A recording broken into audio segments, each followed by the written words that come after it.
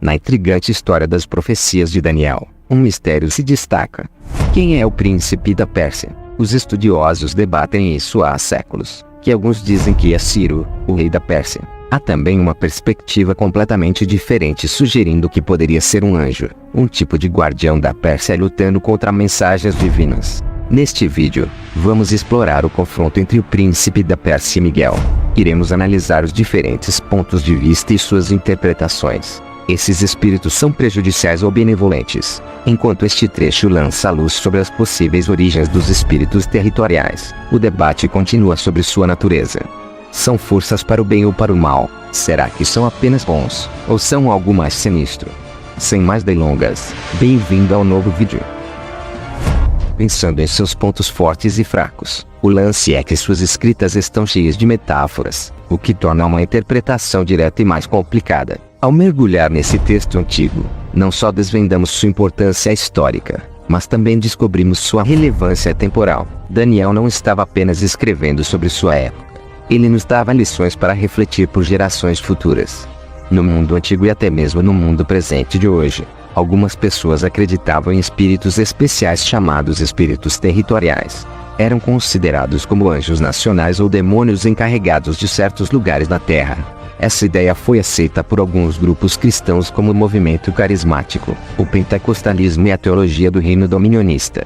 A crença em espíritos territoriais ficou ainda mais conhecida por causa de um livro popular chamado Esta Presente Escuridão de Frank Peretti, que também ganhou impulso com os ensinamentos de Peter Wagner e a nova reforma apostólica. Para esses cristãos, a existência de espíritos territoriais era uma grande coisa. Eles os viam como jogadores importantes em batalhas espirituais. Eles são meio que como generais em uma guerra. Essa crença mudou a forma como eles pensavam sobre travar batalhas espirituais. Segundo a história, diz que no terceiro ano do reinado de Ciro, Daniel embarca em um período de jejum intenso por 3 semanas. Durante esse tempo, ele tem uma visão profunda, onde encontra uma figura vestida de linho. Era um anjo, e o anjo tranquiliza Daniel, dizendo que ele não está sozinho nessa batalha, e que está sendo ajudado pelo príncipe Miguel. Apesar da urgência do conflito em curso, o ser sobrenatural promete a Daniel que irá primeiro compartilhar com ele o conteúdo do livro da verdade. Essa revelação é crucial, e o ser quer garantir que Daniel receba antes de voltar para o fogo. O anjo descreve uma profecia detalhada de eventos futuros, prevendo o reinado de 4 reis da Pérsia, com o último deles entrando em conflito com a Grécia, dizendo que um rei poderoso vai surgir, porém o império dele vai acabar. Aí o anjo se aprofunda na intricada dinâmica entre os reis do sul e do norte, descrevendo uma série de guerras e alianças com detalhes impressionantes. Ele avisa de um evento terrível, de quando o rei do norte vai profanar o templo e colocar uma abominação que vai causar desolação, mostrando um baita desrespeito a Deus. Conforme a profecia vai chegando aos últimos tempos, a tensão vai aumentando, culminando numa guerra épica entre o rei do sul e o rei do norte. A profecia atinge seu ápice com a queda do rei do norte entre o mar e a montanha sagrada, marcando um momento crucial no desdobramento do julgamento divino e da redenção. À medida que a visão se aproxima de sua conclusão, o anjo revela que nos tempos finais, Miguel, o grande príncipe que protege o povo de Deus, surgirá. Este período será marcado por uma imensa angústia, mas aqueles cujos nomes estão escritos no livro da vida encontrarão a salvação. O anjo explica ainda que os mortos despertarão, uns para a vergonha eterna e outros para a vida eterna dependendo de suas ações. Buscando clareza, Daniel pergunta quanto tempo levará até que essas profecias se realizem. O anjo responde indicando um período de 1290 dias, a partir da abolição do sacrifício diário e da instauração da abominação que causa a desolação. Além disso, há uma benção para aqueles que pacientemente suportam até o final dos 1335 dias. Quando a visão termina, o anjo instrui Daniel a seguir seu caminho, assegurando-lhe sua herança no final dos dias. Esta promessa final traz esperança para Daniel, enquanto ele se prepara para enfrentar os tempos incertos previstos na visão. Primeiro, o que você precisa saber é que o príncipe da Pérsia era um espírito territorial, tipo um daqueles espíritos que se acreditava serem como guardiões ou governantes de lugares específicos na Terra, quase como anjos nacionais ou demônios. Peter Wagner popularizou ainda mais essa crença para aqueles que acreditavam nos espíritos territoriais. Eles os viam como peças-chave nas batalhas espirituais. Os cristãos viam a guerra espiritual não apenas como uma luta entre o bem e o mal, mas também como um confronto contra esses seres poderosos que supostamente controlam diversas regiões do mundo.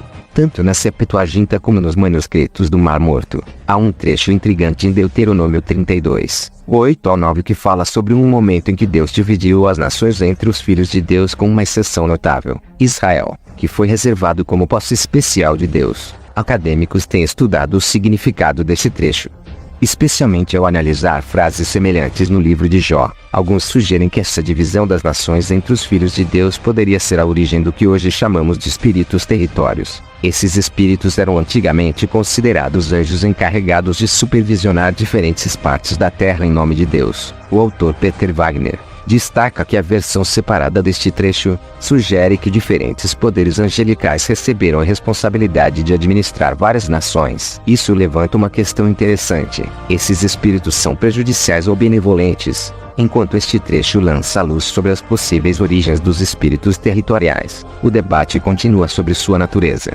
São forças para o bem ou para o mal? Será que são apenas bons ou são algo mais sinistro? O termo espírito territorial refere-se a demônios, falsos deuses e outras entidades celestiais ou espirituais que governam uma determinada área geográfica, como uma região ou país. Estes espíritos tentam impedir a propagação da mensagem do Evangelho, trazem escuridão espiritual e cegueira à luz de Deus e oprimem e influenciam as pessoas que vivem naquela área. Após a guerra no céu, Satanás foi lançado à terra junto com anjos caídos, ou demônios, que o apoiaram na guerra. Faz sentido lógico que, uma vez que Satanás é apenas uma entidade, e que os demônios e outros poderes espirituais malignos coordenariam com ele, Satanás é chamado de príncipe das potestades do ar. Se Satanás e seus demônios tivessem o mesmo alcance em maldade e depravação, seria difícil imaginar que eles se dariam bem ou se coordenariam entre si. Os demônios seriam tão invejosos e egoístas quanto as pessoas que não conhecem a Cristo. Portanto, faria sentido que Satanás governasse seus demônios com mão de ferro e que eles preferissem ter territórios. Poderia haver uma hierarquia de demônios, como uma estrutura militar básica, de modo que você pudesse ter demônios sobre nações ou grupos étnicos com demônios regionais sob eles. No livro de Daniel tem esse encontro fascinante entre o profeta Daniel e uma figura misteriosa. Essa figura é descrita em termos inspiradores. Seu corpo brilha como topázio, o rosto dele brilha como um relâmpago e os olhos dele brilham como tochas em chamas. Ele é um espetáculo impressionante com braços e pernas que parecem brilhar como bronze polido, e a voz dele ressoa como uma multidão. Durante esse encontro, a figura revela a Daniel que ele foi atrasado em encontrá-lo devido a um conflito com o príncipe da Pérsia. No entanto, ele foi ajudado por Miguel, um dos príncipes-chefes que reconhecemos como Arcanjo Miguel, uma figura proeminente na tradição judaica encarregada de proteger Israel.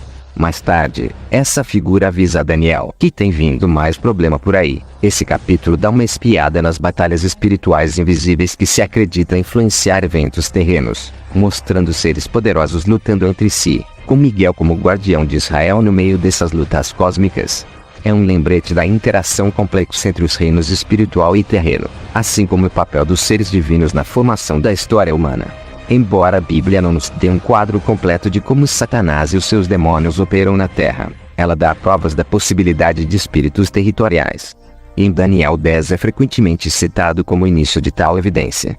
Daniel estava orando pelo seu povo há 21 dias, mas não recebeu resposta. O anjo explica que foi impedido pelo príncipe do reino da Pérsia durante 21 dias. Naturalmente presumiríamos que este é um príncipe humano até ouvirmos que Miguel, um dos príncipes principais, ajuda este anjo em sua batalha. Sabemos por outras partes da Bíblia que Miguel é um arcanjo. Portanto, estas são forças celestiais lutando. Esta passagem nos dá evidências de espíritos territoriais na forma de príncipes, e alguns podem fazer a ligação com principados, mencionados por Paulo. Parece que há uma guerra celestial acontecendo entre anjos e demônios ao nosso redor. Portanto, há apoio bíblico para os espíritos territoriais. Na interpretação de Stevens aqui nos chama a atenção para outro trecho em Daniel, onde o arcanjo Miguel é descrito como o grande príncipe que protege o seu povo. Ele argumenta que isso enfatiza o papel de Miguel como guardião sobre o povo de Deus, independentemente de sua localização geográfica, seja na Terra Prometida ou estivesse disperso no exílio entre as nações. Agora quero saber de você. O que acha de tudo isso? Não deixe de se inscrever, e se quiser ser um apoiador do meu canal, com qualquer quantia e ter seu nome mencionado nos vídeos como patrocinador. O Pix estará na descrição do vídeo. Isso me motivará a ser mais constantes nos vídeos. Eu vou ficando por aqui, e até mais.